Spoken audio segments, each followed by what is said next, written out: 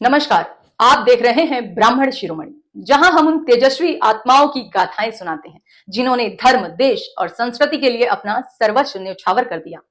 आज की यह कथा है ब्राह्मण कुल के उस अमर दीपक की, जिसने न केवल अपने कुल की परंपरा को गौरवान्वित किया, बल्कि मातृभूमि की रक्षा के लिए फांसी के फंदे को मुस्कुराते हुए स्वीकार किया। बलिदानी भाई बाल मुकुंद का जन्म 1885 में झेलम जिले के करियाला गांव में एक ऐसे ब्राह्मण परिवार में हुआ था जिसका इतिहास बलिदान की गाथाओं से भरा था। उनके पूर्वज भाई मतीदास और भाई सतीदास वे भी ब्राह्मण ही थे, जिन्होंने औरंगजेब के अत्याचारों के विरुद्ध खौलते तेल और आरे की यातना झेलते हुए भी धर्म की रक्षा की थी।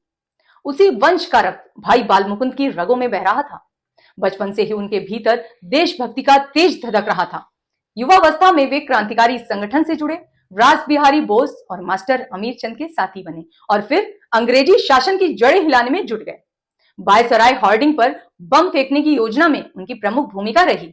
जब देश गुलामी में कराह रहा था, तब इस ब्राह्मण योद्धा ने विद्या का नहीं, शौर्य और त्याग का शंखनाद किया। 11 मई 1915 को अंबाला जेल में जब फांसी का फंदा गले में पड़ा, तो उन्होंने कहा, मेरे पूर्वज भाई मतीदास ने धर्म के लिए बलिदान दिया था और मैं देश के लिए अपने प्राण अर्पित कर रहा हूं।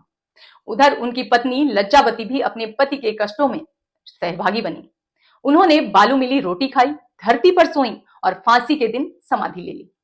अपने वंश की परंपरा को जागृत रखने वाले ब्राह्मण शिरोमणि भाई बाल मुकुंद जी को हम सभी की ओर से प्रणाम। इसी के साथ अगले एपिसोड में फिर मिलूंगी आप सभी के साथ एक नए ब्राह्मण कुल के एक अन्य दीपक के साथ। तब तक के लिए जय सिया राम, वंदे मातरम।